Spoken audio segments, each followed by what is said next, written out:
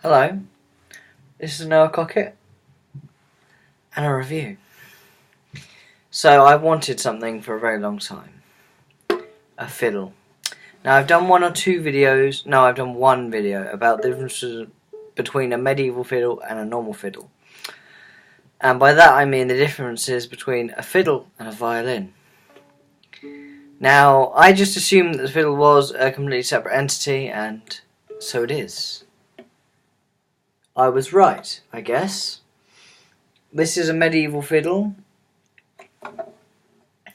and the fiddle was a medieval instrument, but the violin was not. Thus, that's where you get your fiddle and your violin from. So, this is from Matthew Farley. He's a violin maker who studied under Salerno, I think it was. Yes, he studied under Salerno, Marco Salerno. And he has a website which I'll post in the description.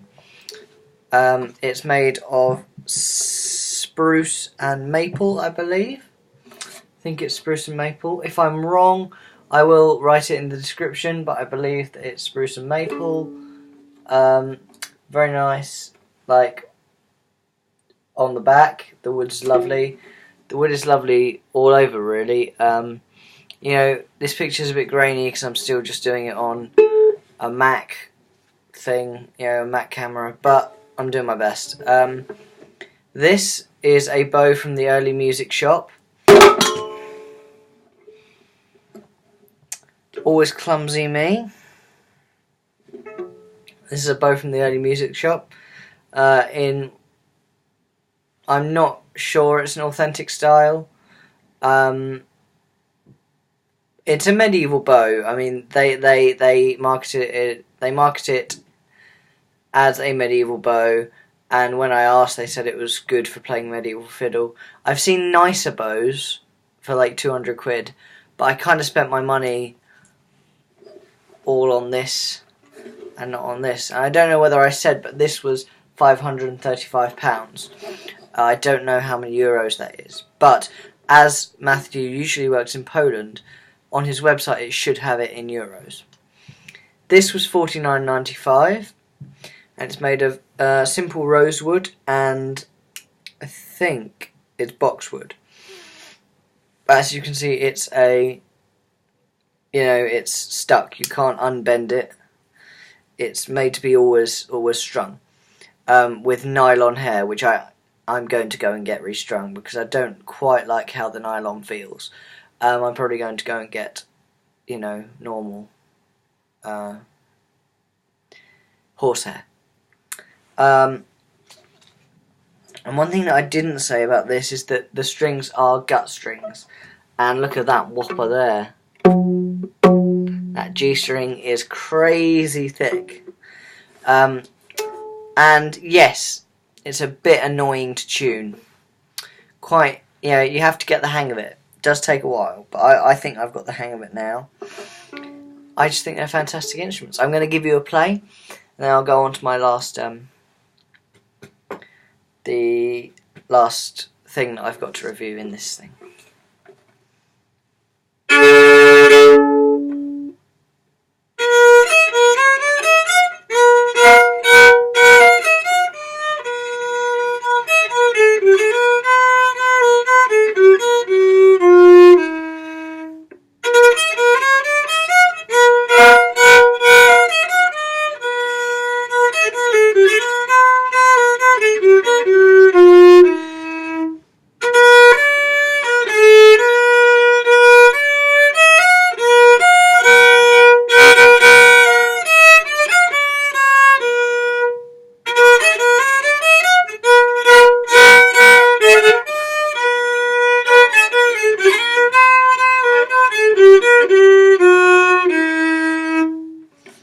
Now, I've only had this a couple of days, and I am not the best at playing it yet. But it's a lovely instrument. It's a fantastic instrument. I've had no problems with it. He's always interested to talk to you about his instruments and talk to you about how you find his instruments. yeah, I can't really say a bad word about it, and that's not because I'm being paid by him. It's because it's just such a beautiful and wonderful instrument. So we'll move on to the last thing. This came from the early music shop, and it's the Soprano Rebec case. Now I am thinking of moving on to a hard case that Matthew has told me he's got someone who makes custom cases for his violins for only about £100. I think max 150, something like that. So I'm probably going to invest, but this is a cracking case. It's like a gig bag, but it's cracking for my needs at the moment. It's been poured on, it's been rained on. No damage to the fiddle. It's really good. It's got a bow case. Well, it's got an external area to slot your bow into, and you just... By the way, this bow is 60 inches long, and look, fits in the case perfectly. This bit. It's got another open pocket here, look. Oh, and I've got some Polish fudge that Matthew gave me at the early music festival, because I stayed and chatted about the fiddles. Yeah, so if you see him at a festival, you may get a free bit of fudge. And so it also has a back pocket here for, I don't know, I haven't really put anything in that yet.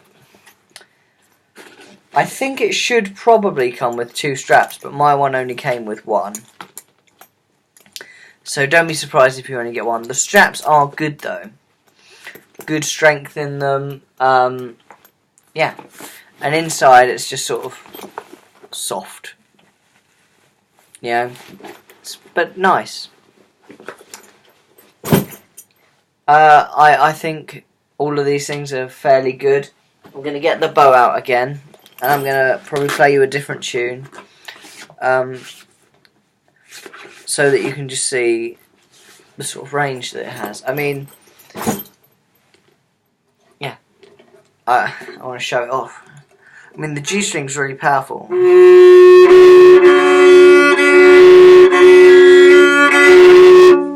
I think the D and the G have some heft to them, but I like how delicate the upper strings are.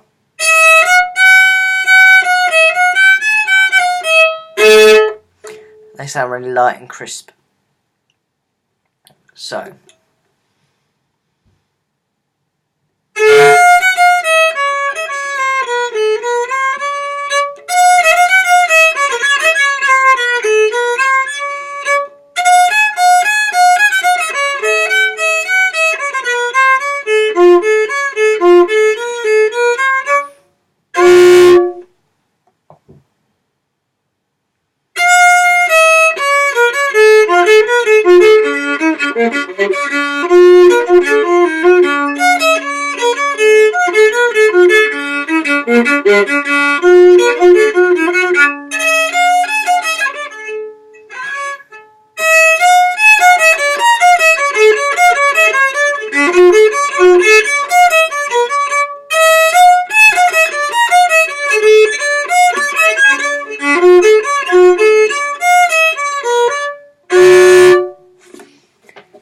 Yes, it's a lot thicker, the neck, so I'm sorry if I messed up a bit. I am adjusting to it, but I hope that you found this really useful. I hope you enjoy it. I mean, just look at the bridge. The bridge is lovely, I think. Much taller than a violin bridge, or it feels that way to me. I may be wrong, but it feels that way to me. And of course it's got no metal tuners, fine tuners down the bottom, and the end peg is made of wood, not, well, sometimes it's made of ebony on modern violins, but I've seen it made of steel. This is usually metal, and this is gut, and this is often wood or metal, or cast, and this is completely wood. Everything on this instrument is either made out of an animal or out of wood. Well, there's a bit of paper in there, but that's made of wood too. That says Matthew Farley on it. The glue, I don't know about the glue. The glue may be some sort of animal glue, or it may be some sort of industrial glue. So in that sense, maybe the glue isn't made out of animals. But most of this instrument, apart from the glue, is made out of animals, i.e. the gut, or wood. And I just think it's an incredible instrument. Thank you for watching. Like if you like it. Thank you. Bye.